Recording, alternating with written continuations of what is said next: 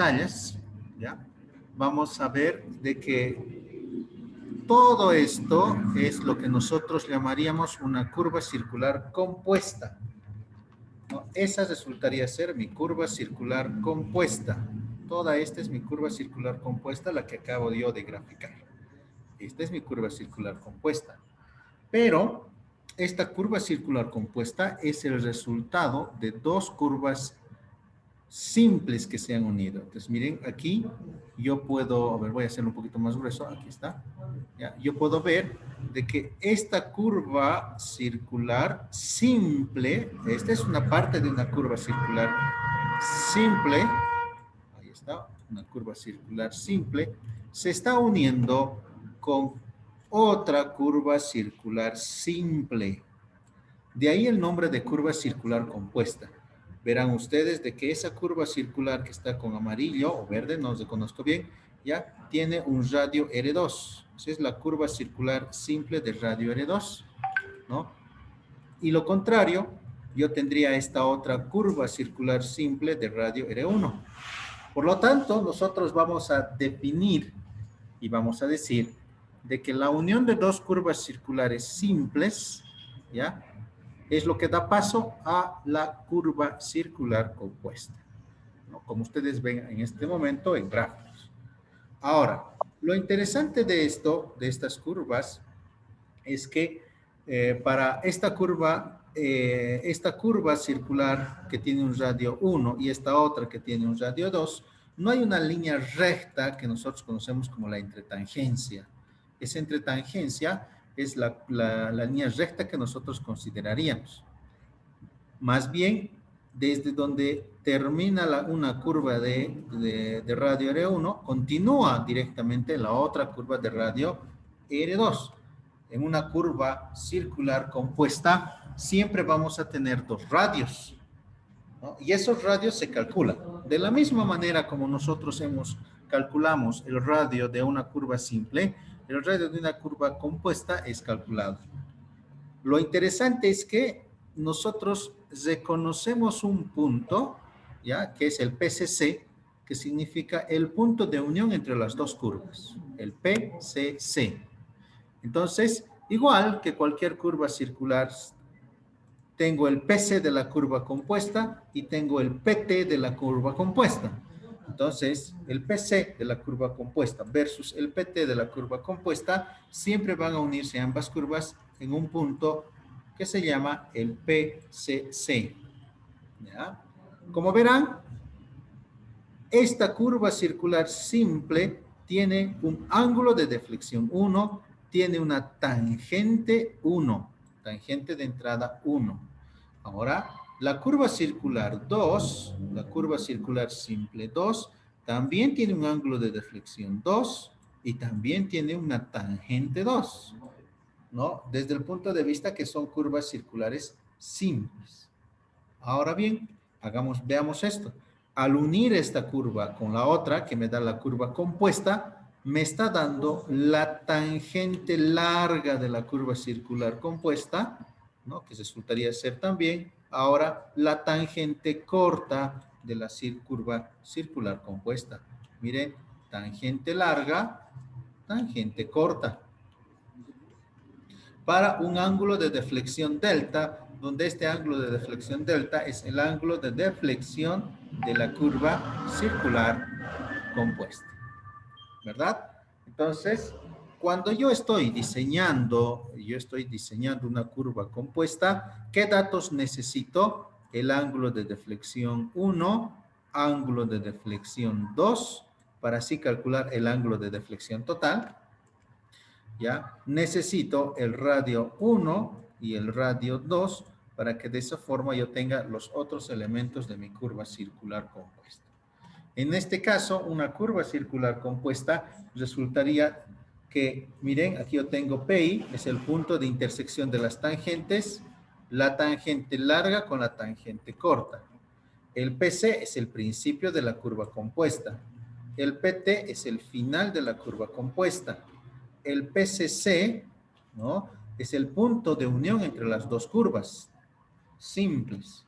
R1 y R2, los radios de las curvas simples que conforman la curva compuesta. Delta 1 y delta 2, ángulos de deflexiones de las simples, y delta únicamente es el ángulo de la deflexión principal. Ángulo de la deflexión principal. T1, T2, las tangentes, ¿no?, de las curvas circulares 1 y 2, y TL y TC, tangente larga y tangente corta.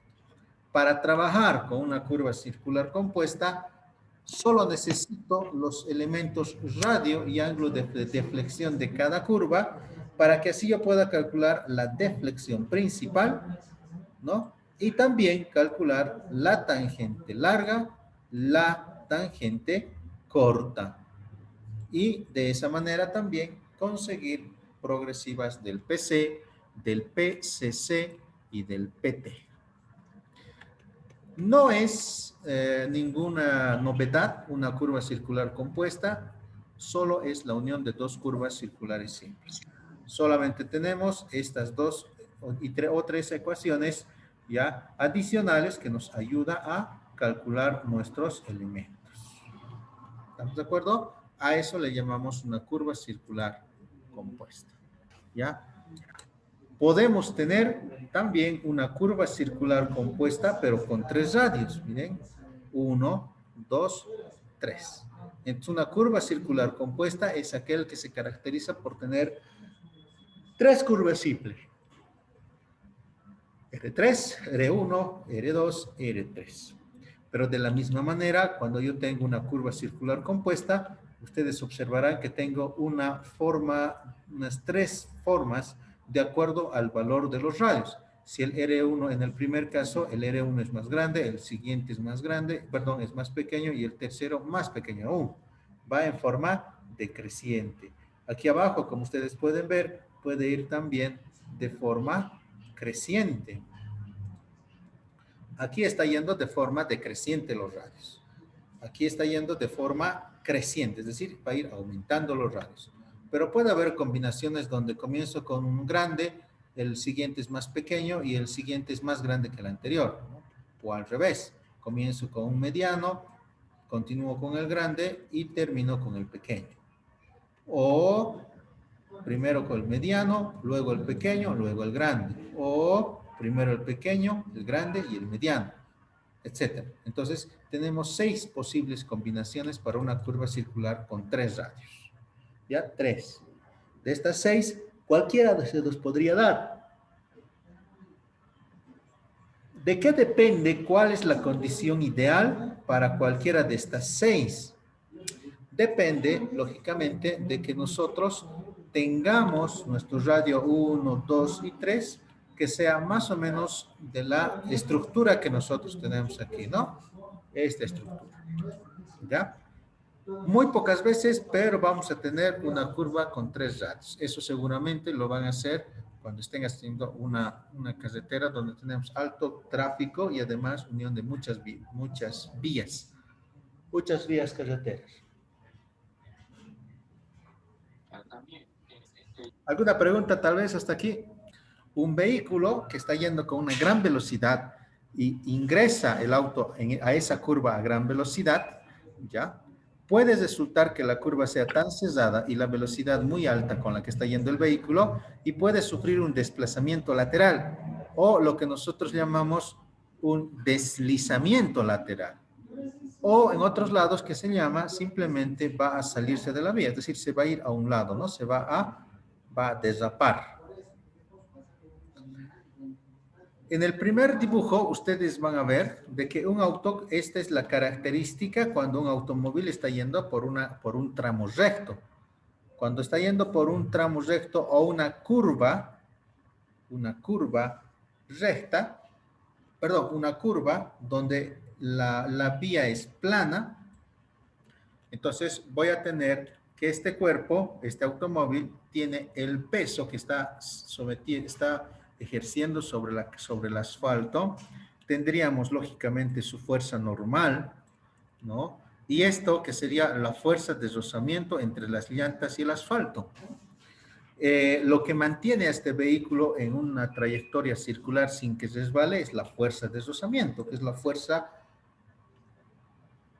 radial, perdón, la fuerza radial que deja a este vehículo dentro de su curva. Esta es la condición más desfavorable, lógicamente. Ahora, si el camino o la carretera se inclina un poco en el lado de la curva, yo voy a tener una fuerza dirigida hacia el centro, voy a tener un peso, pero la fuerza normal es la que ya también nos está ayudando un poco a que nosotros no nos salgamos de la carretera en esa parte curva. Cuanto mayor es el peralte, es decir, a esto le llaman ahora peralte, la inclinación de la vía. Ese ángulo que ustedes ven ahí, le vamos a llamar peralte. Este peralte, cuanto mayor es, el automóvil corre menos riesgo de salirse de la carretera. ¿Ya?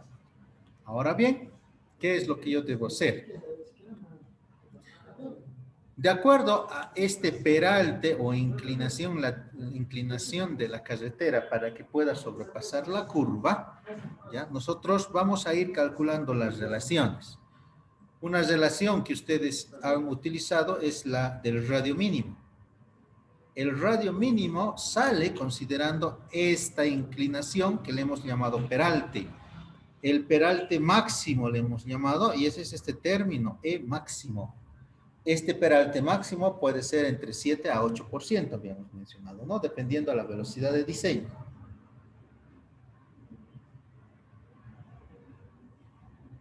Eso significa que cuando yo me estoy introduciendo o estoy yendo en un vehículo que es por parte de una curva, al lado de una curva, entonces lo único que yo debo considerar para esto es el peralte máximo y le voy a dar una condición de seguridad, ¿no?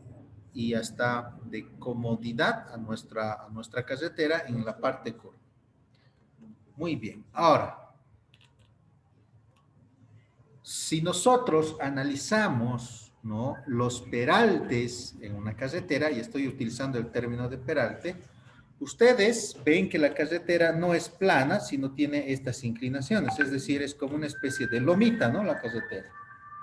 ¿Por qué tiene esto? ¿Por qué? Porque cuando la lluvia cae sobre la carretera, esa lluvia que está cayendo en la carretera no debe infiltrarse a la base y a la subbase. Es decir, si el agua se infiltra a través de la superficie de la carretera, nosotros corremos el riesgo de dañar la parte estructural de la carretera. Por eso, para evitar este tipo de infiltraciones de agua, causado obviamente por la lluvia mayormente, entonces se le da una inclinación lateral a la carretera. Esta inclinación lateral se llama bombeo, ¿no? Este bombeo nos indica que el ángulo de inclinación que debe tener para que la lluvia o el agua que cae sobre la superficie de la carretera, ¿no?, sea drenada hacia lo que llamamos las cunetas. Y estas cunetas al mismo tiempo van a trasladar esa agua a lo que son tal vez unas cámaras o torrenteras, ¿no?, para que no pueda dañar la estructura de esta carretera.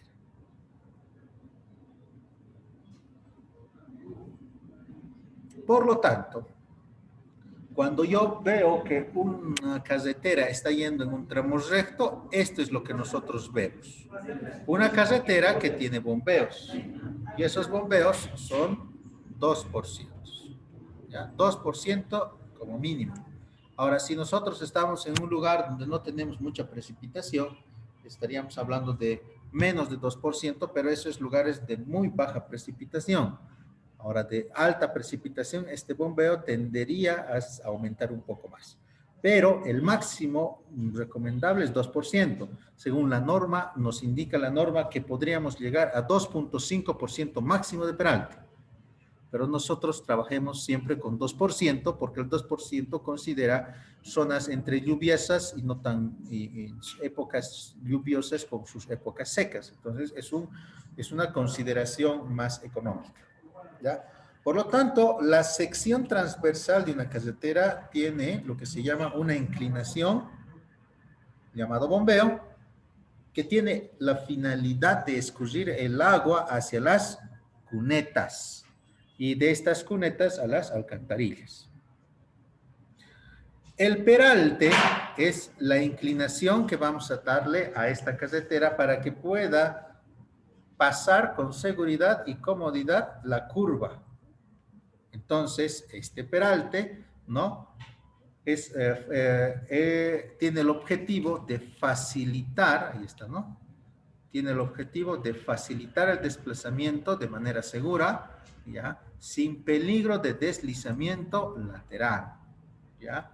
Y ese peralte, dice que puede resultar ser entre 1 y 4%, ¿ya? Entre 1 y 4%. Bueno, sí y no, ¿ya? Nosotros usamos hasta 8%.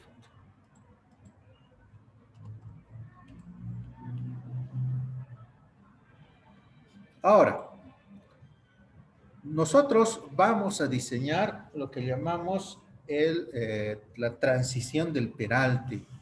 O sea que en algún momento, ya, en algún momento, nosotros vamos a diseñar la transición del peralte. ¿Qué significa?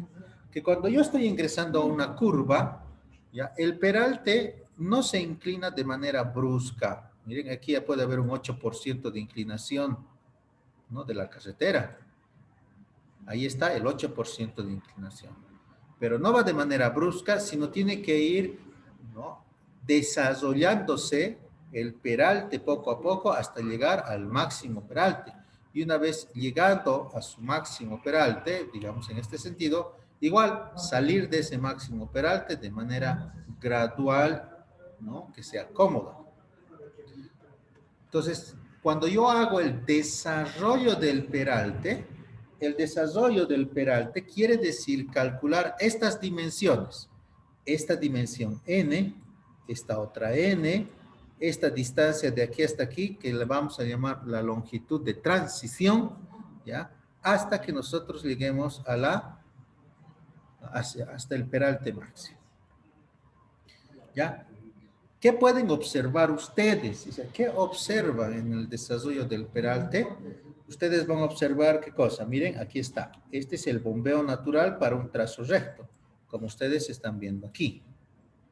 Pero, miren, estito sigue manteniendo su bombeo, ¿ya? Pero esto se ha aplanado. Se ha aplanado. ¿Qué significa se ha aplanado? Quiere decir que el bombeo de la parte interna es esto, ¿no? Y cuando llega a este punto B', nosotros tenemos esta parte horizontal. Entonces tengo esta parte horizontal y de esa manera tengo el bombeo. Eso es hasta el B'. De nuevo, esta sección que dice A' A y A2' se refiere a esto. Ese es el dibujo. Así nosotros estamos viendo la carretera si lo cortamos. Siguiente punto, B', B y B2' significa que la carretera se ha aplanado así, pero mantiene su peralte este. Esto es el B', este es el B y este es el B2'. ¿Se dan cuenta? ¿No? Eso es lo que ha sucedido. Miren, gradualmente está levantándose un lado del bombeo. Para el C, para este C, C', C y C2'. C, C' y C2'. ¿Qué tenemos? Miren, esto está así, ¿ya? Y esto está así. Es decir, se ha igualado al bombeo. ¿Qué significa que se ha igualado al bombeo? Significa que este es el bombeo.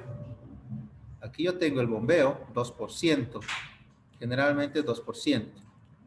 ¿Verdad? Ahí está mi bombeo de 2%. Esto era el aplanamiento horizontal. Pero en el siguiente punto, ¿no? En el siguiente punto, tran se eleva. Es decir, todo se encuentra a una inclinación igual al bombeo, pero obviamente hacia adentro, ¿no? Esta es la parte de la posición C. La parte de la posición D, ¿ya? Es cuando esto ya no se iguala al bombeo, más bien al contrario, se inclina un poquito más, ¿ya? Se inclina un poco más de 2%, pero ya como una sola línea recta, ¿no? Lo que es la sección transversal. Y cuando llego a este punto E', E y E2', ¿no? Lo mismo, se ha seguido inclinando más la carretera hasta lo que nosotros le llamamos el peralte máximo. Y se ha logrado desarrollar todo el peralte. Entonces, dentro de nuestro desarrollo del peralte consideramos esto. Primer punto con bombeo. Segundo punto, se aplana este lado y se mantiene. Tercer punto, bombeo hasta aquí y el mismo bombeo, pero así.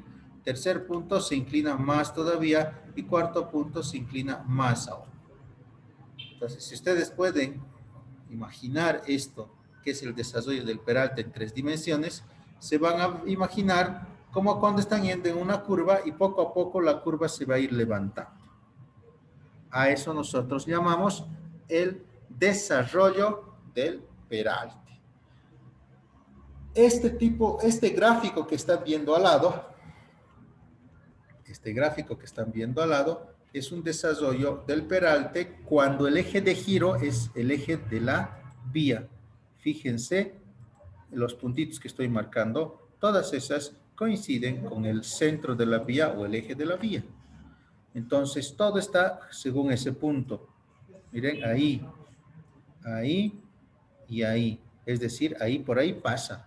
Y para que pase por ese punto, tengo que elevar esto y tengo que excavar esto y de esa manera recién va a pasar, ¿no? Vamos a tener esto. ¿Ya? No sé si tienen dudas o preguntas, corchos.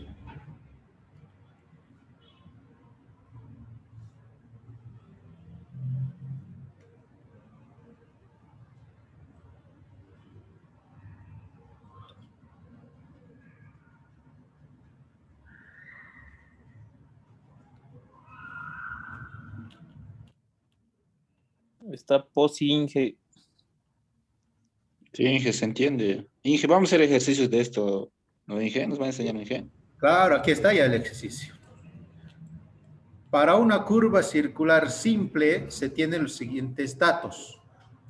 Tengo una velocidad de diseño de 50 kilómetros por hora. El ángulo de deflexión de esa curva, 106 grados. La abscisa del punto de inflexión, 6 más 500. El ancho de calzada, 7.2 metros. Bombeo, 2%. Y transición del peralte, 70%. ¿No? Aquí puede decirme transición del peralte, 60%, o puede decirme 80% también. Pero en este caso está 70%. ¿Está bien?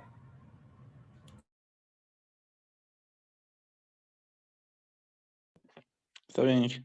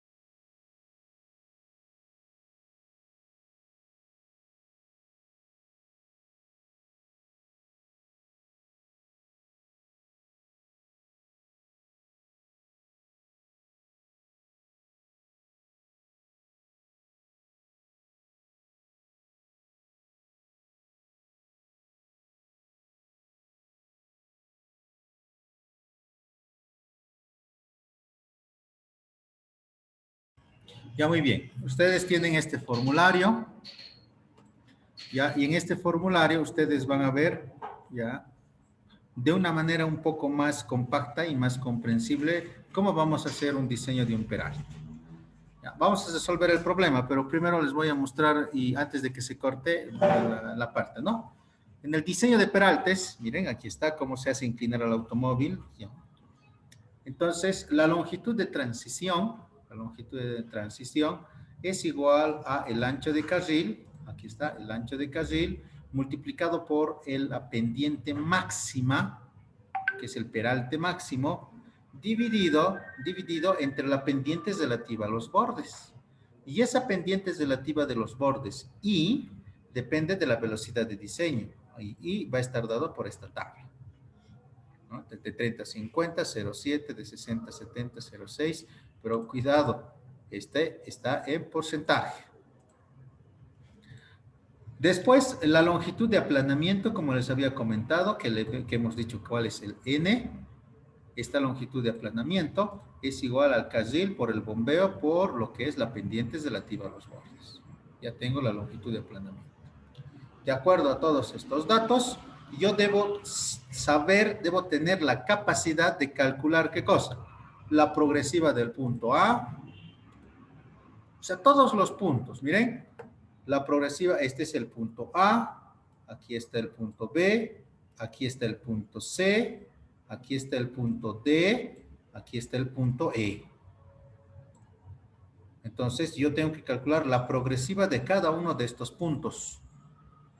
Y no solo eso, las elevaciones, porque si yo considero que esta cota está en la cota 2000 metros sobre el nivel del